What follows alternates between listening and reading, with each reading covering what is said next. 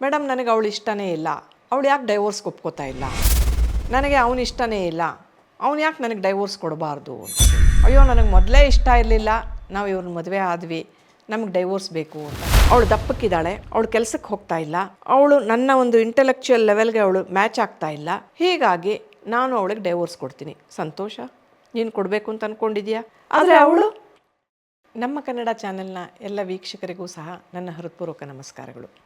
ಸಂಸಾರದಲ್ಲಿ ಬರುವಂತಹ ಹಲವಾರು ಸಮಸ್ಯೆಗಳನ್ನು ಎದುರಿಸುವುದು ಹೇಗೆ, ವಿವಾಹದ ಮೌಲ್ಯವನ್ನು ಸರಿಯಾದ ರೀತಿಯಲ್ಲಿ ಅರ್ಥ ಮಾಡಿಕೊಳ್ಳುವುದು ಹೇಗೆ, ಕುಟುಂಬದ ವ್ಯವಸ್ಥೆಯನ್ನು ಗೌರವಿಸುವುದು ಹೇಗೆ ಎನ್ನುವುದನ್ನು ಎಲ್ಲರಿಗೂ ಮನಗಾಣಿಸುವ ದೃಷ್ಟಿಯಿಂದ ನಮ್ಮ ಕನ್ನಡ ಚಾನೆಲ್ನಿಂದ ಈ ಒಂದು ಕಾರ್ಯಕ್ರಮವನ್ನು ಹಮ್ಮಿಕೊಂಡಿದ್ದೇವೆ.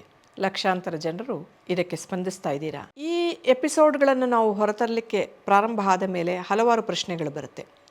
ಮೇಡಮ್ ನನಗೆ ಅವಳು ಇಷ್ಟನೇ ಇಲ್ಲ, ಅವಳು ಯಾಕೆ ಡೈವೋರ್ಸ್ಗೆ ಒಪ್ಕೋತಾ ಇಲ್ಲ, ನನಗೆ ಅವನು ಇಷ್ಟನೇ ಇಲ್ಲ, ಅವನು ಯಾಕೆ ನನಗೆ ಡೈವೋರ್ಸ್ ಕೊಡಬಾರ್ದು ಅಂತ ಕೇಳ್ತಾರೆ. ನಿಮಗೆ ಒಬ್ಬ ವ್ಯಕ್ತಿ ಇಷ್ಟ ಆದ ಮಾತ್ರಕ್ಕೆ ನೀವು ಮದುವೆ ಆಗಬಹುದು. ಇಷ್ಟ ಆಗದಿದ್ದರೂ ಕೆಲವು ಸಲ ಮದುವೆ ಆಗಿಬಿಟ್ಟಿರ್ತೀರ. ಮದುವೆ ಆದಮೇಲೆ ಅಯ್ಯೋ ನನಗೆ ಮೊದಲೇ ಇಷ್ಟ ಇರಲಿಲ್ಲ, ನಾವು ಇವ್ರನ್ನ ಮದುವೆ ಆದ್ವಿ, ನಮಗೆ ಡೈವೋರ್ಸ್ ಬೇಕು ಅಂತ ಹೇಳುವವರು ಇದ್ದಾರೆ. ಕೆಲವರು ನಮ್ಗೆ ಇಷ್ಟನೇ ಇರಲಿಲ್ಲ ಮೇಡಮ್, ಪೇರೆಂಟ್ಸ್ ಬಲವಂತಕ್ಕೆ, ಸಮಾಜದ ಒತ್ತಡಕ್ಕೆ ನಾವು ಮದುವೆ ಆಗಿಬಿಟ್ವಿ, ಆದರೆ ಈಗ ನಾವಿಬ್ಬರು ತುಂಬ ಚೆನ್ನಾಗಿದ್ದೀವಿ, ನಾವಿಬ್ಬರು ಅರ್ಥ ಮಾಡ್ಕೊಂಡಿದ್ದೀವಿ ಅಂತ ಹೇಳಿದವರೂ ಇದ್ದಾರೆ. ವಿವಾಹದ ಎಲ್ಲ ಸಮಸ್ಯೆಗಳಿಗೂ ಸಹ ವಿಚ್ಛೇದನವೇ ಉತ್ತರ ಅಲ್ಲ ಅನ್ನೋದನ್ನು ನೀವು ತಿಳ್ಕೊಳ್ಬೇಕು. ಒಂದು ಸಲ ಒಂದು ರಿಲೇಷನ್ಶಿಪ್ಗೆ ನೀವು ಕಮಿಟ್ ಆಗಿರ್ತೀರ. ಆ ಕಮಿಟ್ ಆದಮೇಲೆ ಆ ರಿಲೇಷನ್ಶಿಪ್ನಲ್ಲಿ ನೀವು ಬದುಕುವ ಪ್ರಯತ್ನವನ್ನು ಮಾಡಬೇಕು. ತೀರಾ ಟಾಕ್ಸಿಕ್, ತೀರಾ ವಿಷಪೂರಿತ ಅಂತ ಅನ್ನಿಸಿದಾಗ ಮಾತ್ರ ಹೊರಬರಲೇಬೇಕಾದಂಥ ಸಂದರ್ಭದಲ್ಲಿ ನೀವು ಹೊರಗೆ ಬರ್ಬೋದು. ಆದರೆ normal ups and downs of daily life, ದಿನಜೀವನದ ಸಾಮಾನ್ಯ ಏರುಪೇರುಗಳಿಗೆ ನೀವು ಹೆದರಿ ಅಥವಾ ಅವುಗಳಿಗೆ ಬೇಸತ್ತು ನೀವು ವಿಚ್ಛೇದನದ ಮೊರೆ ಹೋಗ್ಲಿಕ್ಕಾಗಲ್ಲ. ನಾನು ಅವಳಿಗೆ ಡೈವೋರ್ಸೇ ಕೊಡಲ್ಲ ಅವನು ಹೇಳ್ತಾನೆ, ಅವಳು ಹೇಳ್ತಾಳೆ ನಾನು ಅವನಿಗೆ ಡೈವೋರ್ಸ್ ಕೊಡಲ್ಲ ಅಂತ ಅವಳು ಹೇಳ್ತಾಳೆ. ಡೈವೋರ್ಸ್ ನೀವಿಬ್ಬರು ಕೊಡುವಂಥದ್ದಲ್ಲ, ನ್ಯಾಯಾಲಯ ಕೊಡಬೇಕು. ವಿಚ್ಛೇದನವನ್ನು ಕೊಡಬೇಕು ಅಂದರೆ ನ್ಯಾಯಾಲಯವೇ ಕೊಡಬೇಕು. ಅಲ್ಲಿ ಗ್ರೌಂಡ್ಸ್ ಇರುತ್ತೆ, ಆ ಗ್ರೌಂಡ್ಸ್ಗೆ ಬಂದಾಗ ಮಾತ್ರ ಕೊಡಬೇಕು. ನ್ಯಾಯಾಲಯಕ್ಕೆ ನೀವು ಕೇಸ್ ಹಾಕಿದ್ರೆ ಇವತ್ತೇ ನಿಮಗೇನು ಡೈವೋರ್ಸ್ ಸಿಕ್ಕೋದಿಲ್ಲ. ವರ್ಷಾನುಗಟ್ಟಲೆ ನೀವು ಕ್ಯೂನಲ್ಲಿ ನಿಂತ್ಕೋಬೇಕು. ನಿಮಗೆ ಹಿಂದೆ ಹಾಕಿರ್ತಕ್ಕಂಥವರ ಕೇಸುಗಳು ಇರುತ್ತೆ. ಕೌಟುಂಬಿಕ ನ್ಯಾಯಾಲಯದಲ್ಲಿ ಹಲವಾರು ಕೇಸುಗಳಿರುತ್ತೆ. ಆ ಕೇಸುಗಳಲ್ಲಿ ನೀವು 22ನೇ ಇಸ್ವಿನಲ್ಲೋ 23ನೇ ಇಸ್ವಿನಲ್ಲೋ ಕೇಸ್ ಹಾಕಿದ್ರೆ ಅದು ಯಾವಾಗ ಅದು ಅಂತ್ಯಗೊಳ್ಳಬೇಕು, ಅದು ಎವಿಡೆನ್ಸ್ಗೆ ಹೋಗಬೇಕು. ಅದ್ರ ಮಧ್ಯೆ ಹಲವಾರು ಸಲ ಮಧ್ಯಸ್ಥಿಕೆಗೆ ಹೋಗುತ್ತೆ. ಎವಿಡೆನ್ಸ್ಗೆ ಹೋಗಿ ನಿಮಗೆ ನಿಮ್ಮ ಪರವಾಗಿ ಡಿವೋರ್ಸ್ ಬಂದರೆ, ಡಿಕ್ರಿ ಬಂದರೆ ಎದುರುಗಡೆಯವರು ಅದರ ಮೇಲೆ ಮತ್ತೊಂದು ಬಿಲ್ಡಿಂಗ್ ತೊಗೊಂಡು ಹೋಗ್ತಾರೆ, ಹೈಕೋರ್ಟಿಗೆ ಹೋಗ್ತಾರೆ. ಅವ್ರ ಪರವಾಗಿ ಬಂದರೆ ಇವ್ರು ಹೋಗ್ತಾರೆ. ಡೈವೋರ್ಸ್ ಕೊಟ್ಟಿದ್ದಾರಲ್ಲ ಅದು ತಪ್ಪು ಅಂತ ಒಬ್ಬರು ಹೋಗ್ತಾರೆ. ಡೈವೋರ್ಸ್ ಕೊಡದೇ ಇದ್ದರೆ ಡೈವೋರ್ಸ್ ಕೊಟ್ಟಿಲ್ಲ ಅಂತ ಮೇಲಿನ ಕೋರ್ಟಿಗೆ ಹೋಗ್ತಾರೆ. ಸುಮಾರು ಒಂದು 10 ವರ್ಷ ಆಗಬಹುದು ಮೇಲೆ ಹತ್ತೋದು ಇಳಿಯೋದು ಎಲ್ಲದರಲ್ಲಿ. 5ರಿಂದ 10 ವರ್ಷ ಅಂತೂ ಖಂಡಿತ ಆಗುತ್ತೆ. ಸರಿ ಬರ್ತಾ ಇಲ್ಲ ಅಂದಮೇಲೆ ಯಾಕೆ ಇರಬೇಕು ಅವರು ನಮ್ಮ ಜೊತೆಗೆ, ಡೈವೋರ್ಸ್ ಕೊಟ್ಬಿಟ್ಟು ಹೋಗಬಾರ್ದಾ ಅಂತ ಕೇಳ್ತಾರೆ. ಡೈವೋರ್ಸ್ ಯಾಕೆ ಕೊಡಬೇಕು ಅನ್ನುವ ಪ್ರಶ್ನೆ ಅವರನ್ನೂ ಕಾಡ್ತಾ ಇರುತ್ತೆ. ನೀವು ಆಟಕ್ಕಾಗಿ ಮದುವೆ ಮಾಡ್ಕೊಂಡ್ರಾ, ಮದುವೆ ಮಾಡ್ಕೊಳ್ಳೋಕೆ ಮುಂಚೆ ಯೋಚನೆ ಮಾಡಿರಲಿಲ್ವಾ ಅಂತ ಅವರು ಕೇಳ್ತಾರೆ. ಯಾರು ಡೈವೋರ್ಸ್ಗೆ ಒಪ್ಕೊಳ್ಬೋದು, ಯಾರು ಡೈವೋರ್ಸ್ಗೆ ಒಪ್ಕೊಳ್ಳೋಕ್ಕಾಗಲ್ಲ, ಒಪ್ಕೊಳ್ಳೋದಿಲ್ಲ ಅಂತಕ್ಕಂಥದ್ರ ಬಗ್ಗೆ ನಿಮಗೊಂದು ಐಡಿಯಾ ಇರಬೇಕು. ಡೈವೋರ್ಸ್ ಮಾಡ್ಕೊಂಡ್ಬಿಟ್ರಿ ಅಂತ ಇಟ್ಕೊಳ್ಳಿ. ಕೆಲವ್ರು ಹೇಳ್ತಾರೆ ಮೇಡಮ್ ಡೈವೋರ್ಸ್ ಕೊಟ್ಬಿಟ್ರೆ ನಂತರ ಇನ್ನೂ ಹಲವಾರು ಹೆಣ್ಣು ಮಕ್ಕಳ ಜೀವನವನ್ನು ಅವ್ರು ಹಾಳು ಮಾಡ್ತಾರೆ, ಅದಕ್ಕೆ ನಾನು ಕೊಡೋದಿಲ್ಲ ಅಂತ ಹೇಳ್ತಾರೆ. ಹಲವಾರು ಹೆಣ್ಣು ಮಕ್ಕಳ ಜೀವನವನ್ನು ಹಾಳು ಮಾಡ್ತಾರೋ ಉದ್ಧಾರ ಮಾಡ್ತಾರೋ ಅದು ನಿಮಗೆ ಸಂಬಂಧಪಟ್ಟಿದ್ದಲ್ಲ. ಆದರೆ ನಿಮಗೆ ಈ ವ್ಯಕ್ತಿಯ ಜೊತೆಗೆ ಜೀವನ ಮಾಡೋದು ವಿಷಪೂರಿತವಾಗಿದೆ, ಆಗೋದಿಲ್ಲ ಅಂತ ಹೇಳಿದ್ರೆ ನಿಮ್ಮ ಜೀವನದ ಬಗ್ಗೆ ನೀವು ನಿರ್ಧಾರ ತಗೊಳ್ಳಿ, ವಿಚ್ಛೇದನ ಕೊಡಿ, ಮುಂದಕ್ಕೆ ಹೋಗ್ತಾರೆ. ಆದರೆ ಅವನು ಮತ್ತಾರ್ದೋ ಜೀವನ ಹಾಳು ಮಾಡ್ತಾನೋ ಉದ್ಧಾರ ಮಾಡ್ತಾನೋ ಅನ್ನೋ ಒಂದು ದೃಷ್ಟಿಯಿಂದ ನೀವು ವಿಚ್ಛೇದನಕ್ಕೆ ಒಪ್ಕೊಳ್ಳೋದಕ್ಕೆ ಅಥವಾ ವಿಚ್ಛೇದನಕ್ಕೆ ಒಪ್ಕೊಳ್ಳದೇ ಇರೋದಕ್ಕೆ ನಿರ್ಧಾರವನ್ನು ತೆಗೆದುಕೊಳ್ಳಬೇಕಾದ ಅವಶ್ಯಕತೆ ಇಲ್ಲ. ನಾನು ವಿಚ್ಛೇದನಕ್ಕೆ ಒಪ್ಕೊಂಡ್ಬಿಟ್ರೆ ಆತ ಇನ್ನೊಬ್ಬರನ್ನ ಮದುವೆ ಮಾಡ್ಕೊಂಡು ಸುಖವಾಗಿದ್ದುಬಿಡ್ತಾರೆ, ನಾನೇನು ಮೇಡಮ್ ಮಾಡೋದು ಅಂತ ಈಕೆ ಕೇಳ್ತಾಳೆ. ಅಥವಾ ಆತನೂ ಹೇಳ್ತಾನೆ ನಾನು ಡೈವೋರ್ಸ್ ಕೊಟ್ಬಿಟ್ರೆ ಅವಳು ತನ್ನ ಫಾರ್ಮರ್ ಬಾಯ್ ಫ್ರೆಂಡನ್ನು ಮದುವೆ ಆಗಿಬಿಡ್ತಾಳೆ, ಅವಳು ಚೆನ್ನಾಗಿರ್ತಾಳೆ, ನಾನೇನು ಮಾಡೋದು ಮೇಡಮ್ ಅಂತ. ಒಬ್ಬರ ಮೇಲೆ ಒಬ್ಬರನ್ನು ಜಿದ್ದನ್ನು ಸಾಧಿಸುವುದಕ್ಕಾಗಿ ವಿವಾಹ ಅನ್ನತಕ್ಕಂಥ ಒಂದು ವ್ಯವಸ್ಥೆಯನ್ನು, ವಿಚ್ಛೇದನ ಅಂತಕ್ಕಂಥ ಒಂದು ಪ್ರಾಸೆಸ್ನ ದಯವಿಟ್ಟು ಉಪಯೋಗಿಸ್ಕೊಳ್ಬೇಡಿ. ಎಲ್ಲಿ ನಿಮಗೆ ಒಟ್ಟಾಗಿ ಬದುಕಲಿಕ್ಕೆ ಸಾಧ್ಯ ಆಗ್ತಾ ಇಲ್ವೋ ಅಲ್ಲಿ ದೂರ ಹೋಗ್ಬೋದು ಅಂತ ಅನ್ಸಿದ್ರೆ ಹೋಗಿ. ಅವಳು ದಪ್ಪಕ್ಕಿದ್ದಾಳೆ, ಅವಳು ಕೆಲಸಕ್ಕೆ ಹೋಗ್ತಾ ಇಲ್ಲ, ಅವಳು ನನ್ನ ಒಂದು ಇಂಟೆಲೆಕ್ಚುಯಲ್ ಲೆವೆಲ್ಗೆ ಅವಳು ಮ್ಯಾಚ್ ಆಗ್ತಾ ಇಲ್ಲ, ಹೀಗಾಗಿ ನಾನು ಅವಳಿಗೆ ಡೈವೋರ್ಸ್ ಕೊಡ್ತೀನಿ. ಸಂತೋಷ, ನೀನು ಕೊಡಬೇಕು ಅಂತ ಅಂದ್ಕೊಂಡಿದ್ಯಾ. ಆದರೆ ಅವಳು ನಾನು ದಪ್ಪಕ್ಕಿದ್ದೀನಿ ಅಂತ ನೋಡಿ ಮದುವೆ ಆದೆ, ನನ್ನ ಕೆಲಸ ಇಲ್ಲ ಅಂತ ನೋಡಿ ಮದುವೆ ಆದೆ, ನನ್ನ ಎಜುಕೇಷ್ನಲ್ ಕ್ವಾಲಿಫಿಕೇಷನ್ ಇಷ್ಟೇ ಅಂತ ನಿನಗೆ ಗೊತ್ತಿತ್ತು, ನನ್ನ ಇಂಟೆಲೆಕ್ಚುಯಲ್ ಕೆಪಾಸಿಟಿ ಇಷ್ಟೇ ಅಂತ ನಿನಗೆ ಗೊತ್ತಿತ್ತು, ಇದೆಲ್ಲ ತಿಳಿದು ನೀನು ನನ್ನ ಮದುವೆ ಆದೆ.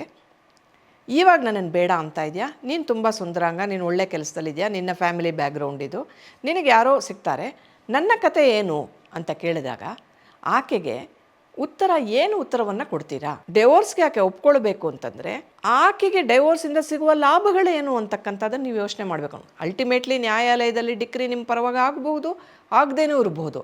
ಆದರೆ ಡೈವೋರ್ಸ್ಗೆ ಆಕೆ ಒಪ್ಕೋತಾನೆ ಇಲ್ಲ, ಆತ ಒಪ್ಕೋತಾನೆ ಇಲ್ಲ ಅಂತ ಅದನ್ನೇ ಒಂದು ಅಲಿಗೇಷನ್ ಆಗಿ ಮಾಡುವವರ ಬಗ್ಗೆ ನಾನು ಹೇಳೋದಾದರೆ, ಡೈವೋರ್ಸ್ ನಿಮಗೆ ಬೇಕಾಗಿದೆ, ಆಕೆಗೆ ಬೇಕಾಗಿಲ್ಲ, ಅಥವಾ ನಿಮಗೆ ಬೇಕಾಗಿದೆ, ಆತನಿಗೆ ಬೇಕಾಗಿಲ್ಲ. ಡೈವೋರ್ಸ್ಗೆ ಒಪ್ಪಿಕೊಳ್ಳೋದ್ರಿಂದ ಅವ್ರಿಗೆ ಏನು ಲಾಭ ಇದೆ ಅಂತ ಅವರು ಒಬ್ಬ ಮನುಷ್ಯನಾಗಿ ಯೋಚನೆ ಮಾಡ್ತಾರಲ್ವ. ಹೀಗಾಗಿ ನೀವು ಇವೆಲ್ಲದರ ಬಗ್ಗೆನೂ ಯೋಚನೆ ಮಾಡಬೇಕು. ಮದುವೆಗೆ ಲಕ್ಷಾಂತರ ರೂಪಾಯಿ ಖರ್ಚು ಮಾಡಿಬಿಟ್ರು ಮೇಡಮ್, ನಮ್ಮ ತಂದೆ 40 ಲಕ್ಷ 45 ಲಕ್ಷ ಖರ್ಚು ಮಾಡಿದ್ದಾರೆ, ಆ ದುಡ್ಡೆಲ್ಲ ಅವ್ರು ಕೊಟ್ಬಿಡ್ಲಿ, ನಾನು ಡೈವೋರ್ಸ್ ಕೊಡ್ತೀನಿ ಅಂತ. ನಾನು ಮದುವೆಗೆ ಖರ್ಚು ಮಾಡುವುದು ನಿಮ್ಮ ವೈಯಕ್ತಿಕ ಇಷ್ಟದ ಸಂಬಂಧದ ವಿಷಯ, ಅದು ನಾನು ಅದಕ್ಕೆ ತಲೆ ಹಾಕ್ಲಿಕ್ಕೆ ಇಷ್ಟಪಡಲ್ಲ. ಆದರೆ ಒಂದು ವಿಷಯವನ್ನು ನಾನಿಲ್ಲಿ ಹೇಳಲಿಕ್ಕೆ ಇಷ್ಟಪಡ್ತೀನಿ. ಮುಂದೆಂದಾದರೂ ಡಿವೋರ್ಸ್ ಆದರೆ, ವಿಚ್ಛೇದನವೇ ಆದರೆ, ಈ ಮದುವೆ ಖರ್ಚನ್ನು ಕೊಡಬೇಕು ಅಂಥೇಳಿ ಯಾವ ಕಾನೂನಲ್ಲೂ ಬರೋದಿಲ್ಲ. ನೀವು 30 ಲಕ್ಷ 40 ಲಕ್ಷ ಖರ್ಚು ಮಾಡಿ ಮದುವೆ ಮಾಡಿ ಅಂತ ಯಾರೂ ಹೇಳೋದಿಲ್ಲ. ಅದನ್ನು ಅವ್ರು ಕೊಡ್ಲಿಕ್ಕೆ ಸಿದ್ಧನೂ ಇರ್ಬೋದು, ಎದುರುಗಡೆಯವರು ಕೊಡದೇನೂ ಹೋಗಬಹುದು. ಅಥವಾ ನಮ್ಮ ಕಡೆಯವ್ರು ಅರ್ಧ ಜನ ಬಂದಿದ್ದಾರೆ, ನಿಮ್ಮ ಕಡೆಯವ್ರು ಅರ್ಧ ಜನ ಬಂದಿದ್ದಾರೆ, ನಮ್ಮ ಕಡೆಯವ್ರು ಬರೀ 150 ಜನ ಬಂದರು, ನಿಮ್ಮ ಕಡೆಯವ್ರು 3000 ಜನ ಬಂದರು, ಹೀಗಾಗಿ ನಾವು ಇಷ್ಟು ಹಣ ಕೊಡ್ತೀವಿ, ನೀವು ಇಷ್ಟು ಹಣ ಕೊಡ್ತೀವಿ, ಒಪ್ಪಂದದ ರೀತಿಯಲ್ಲಿ ಹೋಗ್ಬೋದು. ಆದರೆ ಒಪ್ಕೊಳ್ಳದೇ ಹೋದಂಥ ಸಂದರ್ಭದಲ್ಲಿ ಆ ಹಣ ನಿಮ್ಗೆ ವಾಪಸ್ ಬರುತ್ತೆ ಅಂತ ಖಂಡಿತ ತಿಳ್ಕೊಳ್ಬೇಡಿ. ಒಳ್ಳೆಯ ಕೆಲಸದಲ್ಲಿ ಹುಡುಗಿನೂ ಇದ್ದು ಒಳ್ಳೆಯ ಕೆಲಸದಲ್ಲಿ ಹುಡುಗನೂ ಇದ್ದಾಗ ಜೀವನಾಂಶ ಅಥವಾ ಪರ್ಮನೆಂಟ್ ಆ್ಯಲಿಮನಿ ಸಹ ಬರೋದಿಲ್ಲ.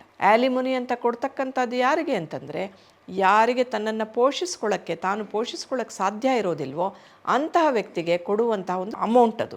ಅದನ್ನು ಒಳ್ಳೆ ಕೆಲಸದಲ್ಲಿರ್ತಕ್ಕಂಥವ್ರು, ಗೇನ್ಫುಲಿ ಎಂಪ್ಲಾಯ್ಡ್ ಅಂತ ಹೇಳ್ತೀವಿ, ಕೆಲಸದಲ್ಲಿರ್ತಕ್ಕಂಥವ್ರು, ಅಥವಾ ನಮ್ಮನ್ನು ನಾವು ಪೋಷಿಸ್ಕೊಳ್ಳೋಕ್ಕೆ ಶಕ್ತಿ ಇರತಕ್ಕಂಥವ್ರಿಗೆ ನ್ಯಾಯಾಲಯ ನೀನು ಇಷ್ಟು ಲಕ್ಷಗಳನ್ನು ಅವ್ರಿಗೆ ಕೊಟ್ಬಿಡು ಅಂತ ಹೇಳಿ ಖಂಡಿತವಾಗಿಯೂ ಆದೇಶ ಮಾಡುತ್ತೆ ಅಂತ ನೀವು ಊಹಿಸ್ಕೊಳ್ಳೋ ಅವಶ್ಯಕತೆಯೂ ಇಲ್ಲ. ಈ ಎಲ್ಲದರ ಹಿನ್ನೆಲೆಯಲ್ಲಿ ನಾನು ಇನ್ನೊಂದು ಪ್ರಶ್ನೆಯನ್ನು ಕೇಳ್ಕೊಳ್ತೇನೆ. ಯಾವುದೋ ABC ಕಾರಣಗಳಿಗಾಗಿ ನೀವು ಡೈವೋರ್ಸ್ ಮಾಡೋದಕ್ಕೆ ಬದಲಾಗಿ ಮತ್ತಾರನ್ನೋ ಮದುವೆ ಆದರೆ ಇನ್ನೊಂದು 3-4 ಕಾರಣಗಳು ಆ ವ್ಯಕ್ತಿಯ ಬಗ್ಗೆಯೂ ನಿಮಗೆ ಅಸಮಾಧಾನ ಮೂಡುವಂತೆ ಆಗಬಹುದೋ ಏನೋ. ಅದಕ್ಕೆ ಬದಲಾಗಿ ನಾವಿಬ್ಬರೂ ಕೂತು ಮಾತಾಡಿ ನಮ್ಮ ಅಸಮಾಧಾನಗಳನ್ನು ಹೊರಹಾಕಿ ಯಾವ ವಿಷಯದಲ್ಲಿ ರಾಜಿ ಮಾಡ್ಕೊಳ್ಳೋಕ್ಕಾಗತ್ತೆ, ಯಾವ ವಿಷಯದಲ್ಲಿ ರಾಜಿ ಮಾಡ್ಕೊಳ್ಳೋಕ್ಕಾಗಲ್ಲ, ಯಾವ ವಿಷಯದಲ್ಲಿ ಬದಲಾವಣೆಗಳನ್ನು ನಿರೀಕ್ಷಿಸಬಹುದು, ಯಾವ ವಿಷಯದಲ್ಲಿ ಬದಲಾವಣೆಗಳನ್ನು ನಿರೀಕ್ಷಿಸಲಿಕ್ಕೆ ಸಾಧ್ಯವೇ ಇಲ್ಲ ಅಂತಕ್ಕಂಥದ್ದನ್ನು ಕೂತು ಮಾತಾಡಿ ತೀರ್ಮಾನ ಮಾಡಿಕೊಂಡು ಒಬ್ಬರನ್ನೊಬ್ಬರು ಒಪ್ಪಿಕೊಂಡು ಮುಂದೆ ಹೋದರೆ ಎಷ್ಟು ಚೆನ್ನಾಗಿರುತ್ತೆ. ನಾವು ಎಷ್ಟು ಒಳ್ಳೆಯ ದಾಂಪತ್ಯಗಳನ್ನು ನೋಡಿದ್ವಿ. ಹೆಂಡತಿ ಬ್ಯೂಟಿಫುಲ್ ಆಗಿರ್ತಾಳೆ, ಗಂಡ ತೀರಾ ಸಾಧಾರಣ ಅನ್ನೋ ಥರ ಇರ್ತಾನೆ, ಅಥವಾ ಗಂಡ ವಾವ್ ಅನ್ನೋ ಥರ ಇರ್ತಾನೆ ನೋಡಲಿಕ್ಕೆ, ಹೆಂಡತಿ ತೀರಾ ಆರ್ಡಿನರಿ ಆಗಿರ್ತಾಳೆ ಅಥವಾ ಕೆಟ್ಟದಾಗಿರ್ತಾಳೆ ಅಂತಲೇ ಅಂದ್ಕೊಳ್ಳೋಣ. ಎಷ್ಟು ಸಂತೋಷವಾಗಿ ಜೀವನ ಮಾಡ್ತಾರ್ರಿ. ಆ ಒಂದು ತಾಳ ಮೇಳ ಬೇಕು. ವೈವಾಹಿಕ ಜೀವನ ಅಂತಕ್ಕಂಥದ್ದು ಒಂದು ಕಮಿಟ್ಮೆಂಟ್. ಯಾವುದೋ ಸಣ್ಣ ವಿಷಯಕ್ಕೆ ಬೇಸರಪಟ್ಟು ಅವರನ್ನು ಬಿಟ್ಟು ಹೋಗೋದಲ್ಲ, ಇದ್ದು ಸಾಧಿಸುವಂಥದ್ದು ವೈವಾಹಿಕ ಜೀವನ. ಹೊರ ಹೋಗೋದ್ರ ಬಗ್ಗೆ ಯೋಚನೆ ಮಾಡಬೇಡಿ.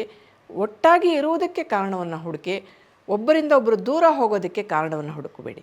ಇಡೀ ಕುಟುಂಬದವರಲ್ಲಿಯೂ ನನ್ನ ಒಂದು ಪ್ರಾರ್ಥನೆ ಅಷ್ಟೇ, ನಿಮ್ಮ ಮಗ ಸೊಸೆಯಿಂದ ದೂರ ಹೋಗೋದಕ್ಕೆ, ಅಥವಾ ಸೊಸೆ ಮಗನಿಂದ ದೂರ ಹೋಗೋದಕ್ಕೆ, ಅಥವಾ ಮಗಳು ಅಳಿಯನಿಂದ ದೂರ ಹೋಗೋದಕ್ಕೆ, ಅಳಿಯ ಮಗಳಿಂದ ದೂರ ಹೋಗೋದಕ್ಕೆ ಪ್ರಯತ್ನ ಪಟ್ಟಾಗ ನೀವೆಲ್ಲ ಕೂತು ಒಟ್ಟಾಗಿರುವುದಕ್ಕೆ ಏನೇನು ಕಾರಣಗಳು ಕಾಣುತ್ತೋ ಅದನ್ನೆಲ್ಲ ಹುಡುಕಿ ಕೊಡಿ, ಅವರಿಗೆ ಧೈರ್ಯವನ್ನು ಕೊಡಿ, ಅವರಿಗೆ ಸಪೋರ್ಟ್ ಸ್ಟ್ರಕ್ಚರ್ ಆಗಿ ನಿಂತ್ಕೊಳ್ಳಿ. ವ್ಯವಸ್ಥೆಯಿಂದ ಹೊರಗೆ ಹೋಗುವುದು ಆತುರದ ನಿರ್ಧಾರವಾಗಬಾರ್ದು ಅಂತ ಹೇಳಿ ನಾನು ಕೇಳಿಕೊಳ್ತೇನೆ. ನಮಸ್ಕಾರ. ನಮ್ಮ ಕನ್ನಡ ಫೇಸ್ಬುಕ್ ಪೇಜ್ನ ಲೈಕ್ ಮಾಡಿ, ಯೂಟ್ಯೂಬ್ ಚಾನೆಲ್ನ ಸಬ್ಸ್ಕ್ರೈಬ್ ಮಾಡಿ. For more updates click on the bell icon. ನಮ್ಮ ಕನ್ನಡ ಡಿಜಿಟಲ್ ಮೀಡಿಯಾ.